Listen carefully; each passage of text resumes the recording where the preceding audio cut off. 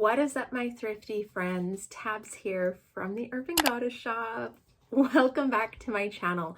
Today's video, we're going to do a fun one, and these are my best sourcing tips when you're going to a thrift store. Currently, a majority of my inventory is coming from thrift stores, so I thought this would be a great video to do and share what is my tips and techniques and strategy when I'm at the thrift store. So before we jump into that, I just wanted to share, if you've been following my mediumship journey, I have been doing readings. I also have a group reading coming up on February 29th. I'm going to put a link down below. It's a very small group. I'm only doing 15 people max, and these events have been selling out. So I wanted to toss it in here. If you're interested in joining, make sure you reserve your spot down below. Just had to share it with you guys because I've had quite a few people message me after that aren't making it into the groups, and just want to make sure that everyone has a chance to get in. All right, let's get back to the video. We are going to cover a few things in this video. We're going to cover sections I go to first, deal days, tag systems, coupons, and general knowledge and tips that just kind of like my bonus pro tips, I'm going to call them. But first, let's go into the sections that I visit first. Depending on the season, that will determine where I'm going first. Currently, because we're still in winter, I like to go to the pullover sweater section. What do you call that? Like sweatshirts? I don't even know what the section's called. I know where it is in the store, but it's where I would find sweaters like this.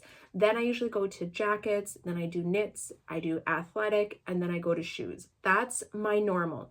Now, how I decide which categories or which sections I go to first, it's usually seasonally. What are my top selling categories? Where do I get the highest ASP? And I want to focus on those sections first. The lower ASP items, like say tank tops, sleeveless blouses, sometimes even shorts, those are sections that I do later on, just because I don't see a lot of return on those items and they're low value. So I don't want to prioritize them into my time as much, and I want to put my time where I see the most return on my investment. I hope that makes sense. That's like the best way I can describe it. Now, this is going to vary by your business. Maybe you live in Florida and you sell mostly dresses, tank tops, you don't get the winter months. Then you're going to focus on whatever is your highest ASP item in your closet for your business. So this tip is very specific to what you sell in your business. I'm just explaining how it applies into my business and where I live geographically. The next one is deal days, and this is really important. This is where you can start to knock down your cost of goods and get the best sales. Does your store or thrift stores have certain days where they do deals? I know in our Value Villages on Tuesdays, they do Senior Tuesday. I'm not a senior, but if you are, this is a great time to grab inventory. I do have reseller friends that fall into the senior category, and they always save 30% on Tuesdays, and it becomes one of their main days that they like to go out because that's where they're going to get the most savings. Also, many thrift stores, especially small ones like mom and pop ones, I know we have a Mission Thrift, and end of the month is their deal days. Also, consignment buy sell trades often will do deal days at the end of the month. This is where they're going to start moving inventory maybe they've had for 3 months. They'll have, a sale running, like all yellow tag items $2, all this, fill a bag for 10, whatever. This is a good way to get inventory. You can just ask them when you go into the store, ask the store employees, are you guys running any sales right now? Is there anything I can know to save some money? And they're usually happy to help you. Also, I recommend following their social media.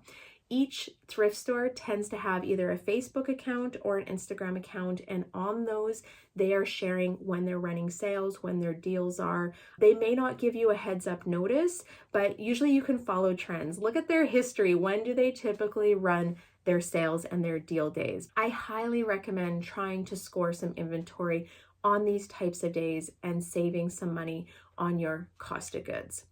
Another thing I wanted to talk about that I don't necessarily hear talked about a lot, and I kind of thought it was like a secret when I first started, but it's a tag system. So most stores run a colored tag system. They may have a color of the week or a color of the month. It's important to know what is the current tag color. This is how you know what inventory is the newest and the freshest. Personally, when I go into thrift stores, because I'm trying to keep the amount of time that I spend in a thrift store under 1 hour, and then I can hit multiple stores, I'm only looking at new tags. Now, do I probably pass items that were put out after the last time I was there from the old tag color? Probably, but I kind of have it in my mind that many resellers have gone through the store. The likelihood of finding those gems in the older tag colors are much smaller, and that's just like years of going. I just don't find it worth taking all that extra time to go through the old tag colors. So I try and focus just on the new tag colors, and it usually works pretty well for me. Also, at my Value Villages, when I walk in, they tend to push all the hangers to one side and all the new tags go in the front. It does get mixed up as they're putting things away, you know, throughout the week, but generally all the newest stuff is going to be at the front of that rack. Also, I don't personally have this in my stores, but your store may have a new rack, and that's a great place to hit up when you first go into the thrift store as well. These are going to be the fresh new items that haven't hit the floor, and a lot of times that's where you're going to find those really good gems. Then the thing I touched on in the deal days was, are they running a tag color sale? So this is a common way for thrift stores to move older inventory. They'll pick maybe the oldest color that they have in their inventory tag system, and that will be the deal of the week or the deal of the end of the month. So it's important to take a look around at signage or ask employees for that information. They're more than happy to help you. A lot of times stores that I've gone to that do run that, they'll have a big sign either on the front door window or like a whiteboard sign when you walk into the store sharing that. All right, next up is probably my favorite way to save money when I'm outsourcing, and it is coupons. Coupons are so important. There's two ways that thrift stores hand them out. Typically, it's either through email where they're, doing mass emails out, or it's by donation. When you donate, you get a coupon to save in the store. And I feel like most thrift stores offer some sort of discount if you make a donation to their store. Here's my tip for the email ones. I usually sign up with my own personal email and then with Jeff's, and I make Jeff email me the coupons when he receives them. And this way I get double the coupons when they are sending them out. And something that I've actually noticed is because my account is connected to my phone number, there's a lot of times where they will send coupons to Jeff's account because it doesn't register as him shopping there with his phone number rather than mine. Like, he receives twice as many coupons as I do on my main account. So they'll have like big sales that they send out, but then a lot of times I find, especially Value Village Savers Club, they will send coupons out to people that aren't coming into the store often. And that's why some people get a lot of coupons and then like my main account doesn't get them very often. So I would recommend, if you can, getting someone to sign up with an email. Maybe it's a friend or a family member that is not going to be shopping there often, because they may get more coupons than you do. And that's kind of like my secret pro tip. Also, for the donation coupons, I usually have a bag of stuff to donate in my trunk. And I'm pretty lucky. My thrift stores, I don't have to drop off a giant bag of clothes to get a coupon. I usually just donate 2 or 3 items. So I always have a couple items with me, and I'll just drop them in the bin as I'm walking in, and then I'll go find an employee to grab a coupon. Making donations is an easy way, and you can also ask family and friends that if they are making donations, perhaps they grab the coupon for you, or you can offer to take their donations in for them. Maybe it's a neighbor and you're like, hey, just throwing it out there, if you ever want to donate kids' clothes or anything, let me know. I can drop them off for you. I'm always there, and you can get the coupon for that. So find ways to get coupons and save money, because all of that adds up throughout the year. It may not seem like a lot on that single shopping trip, but multiply that by, like, say, sourcing twice a week, and then multiply that by 50, why can't I think of how many weeks in a year? 52 weeks in the year, right? Like, it adds up. I think at the end of the year, you would see a substantial decrease in your cost of goods. If you live in an area like me where cost of goods is just high, like I don't have a lot of options. I don't have a bins to go to or a pay by the pound store. We have 2 Value Villages and we have, I think, 3 or 4 mom and pop thrift stores, and it's hit and miss for inventory there. I would say our Value Villages are probably the most common place for people to stop and make donations, and they tend to have the best inventory for what I'm looking for. So I'm on a limited sourcing area. And then for buy sell trades, we only have 2. I only have 2 in my city, so I don't have a lot of options. I got to save money everywhere I can. Now, the next thing I wanted to talk about, I have it just like categorized as knowledge, but I think these are just little things that I know, but maybe you don't practice. Do your research before you go. Have an idea. Research should be an ongoing thing. You should always have your thumb on the market. You should know what people are looking for, what's trending, what colors, what styles, what brands are moving currently, and even like what season. Even though I will buy and list all seasons throughout the year now, I definitely am not putting a huge focus on sweaters right now. If Costco puts out summer stuff, you bet your bottom dollar I am looking for summer stuff too. So I've already started to transition into summer items, and I think I'm going to do a video coming up about what I'm sourcing and looking for spring and summer. Also, if you haven't checked it out, I shared a video. I'm going to pop it up here. This was a video earlier this week where I talked about factor stacking and how to source better. I just want to make sure that you guys know that video came out and check it out, because there's lots and lots of tips and practical information for you to apply to your business. Yeah, do your research, have an idea of what you're looking for. I know when Coastal Cowgirl started, I had to do a little bit of research. Okay, I'm going to try and find a white maxi skirt. I'm going to try and find a denim vest. These are very specific things that if I'm just going through the categories, I may not think about, right? So I try and have a couple items that I'm like, okay, if I come across this, I want to try selling this and see how it does in my closet. I do sample pick up things before I go out and I'm like, I'm buying Coastal Cowgirl and I'm going to buy 20 items. A lot of times I'm going to buy just a couple in different categories and test it out. Do they move? Am I getting the dollar that I want for them? What's the cost of goods? Is this worth me investing more money and time into this trend? So not every trend turns out to be profitable. Not every trend is one that I hop on, and I definitely will do like small, teeny samples of aesthetics and trends.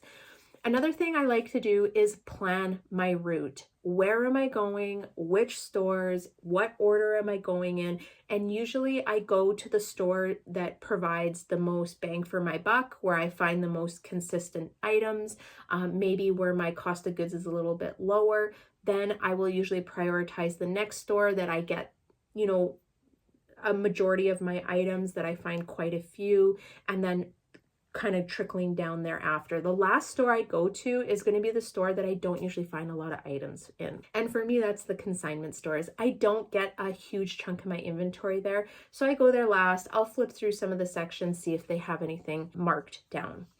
Now, another couple things that I like, I always bring IKEA bags, those big blue IKEA bags. They're so darn cheap to pick up at IKEA. They hold a lot of stuff, and they're also great for stacking inventory. So say you have inventory that you haven't gotten to, like your money pile, you can actually like fill those IKEA bags and just stack them probably like too high, and I'll just push them against the wall. I love the IKEA bags, and I feel like every reseller uses them. It's just what we do. It's our like our storage bag of choice. I don't even know what I would call it, but yeah, my favorite.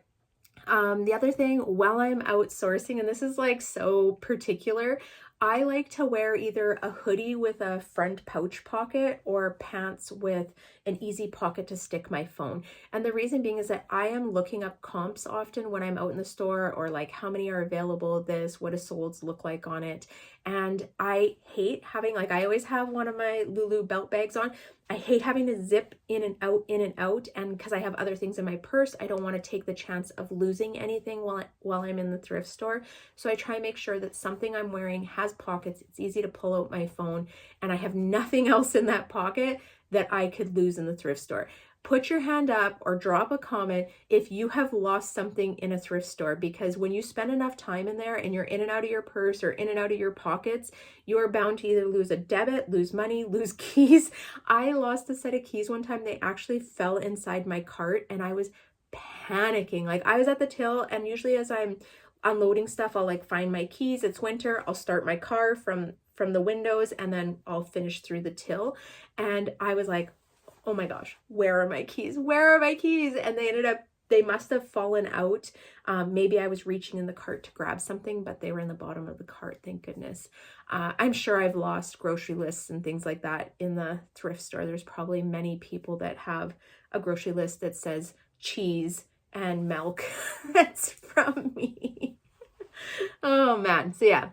Have something with empty pockets that you only have your phone in. And I'm speaking from experience. Yeah, I think that's it. This is a pretty quick video, but kind of the rundown of my best practices for when I'm outsourcing. If there's anything that I missed or any other tips that you want to add, drop them down below. I'd love to hear, what do you guys do for sourcing? What is your strategy? What are your best tips? Maybe you have some little secrets that you're willing to share. I don't believe in gatekeeping. We do not gatekeep here. There is enough out in North America for all of us to succeed reselling. So spread some karma, drop a tip down below, and I can't wait to read what you guys say. All right, make sure you like this video. It helps push them out into the algorithm, and let me know that you guys are enjoying this type of content. I'm trying to figure out what type of content I want to do, and I really like doing this stuff. So if you guys are enjoying it as well, please give me a thumbs up and let me know. It's the best way, or drop down in the comments. Okay, I'm gonna head out of here. We're gonna keep this short and sweet. I am wishing you guys so many sales, lots of sales, and I will see you next time. Bye.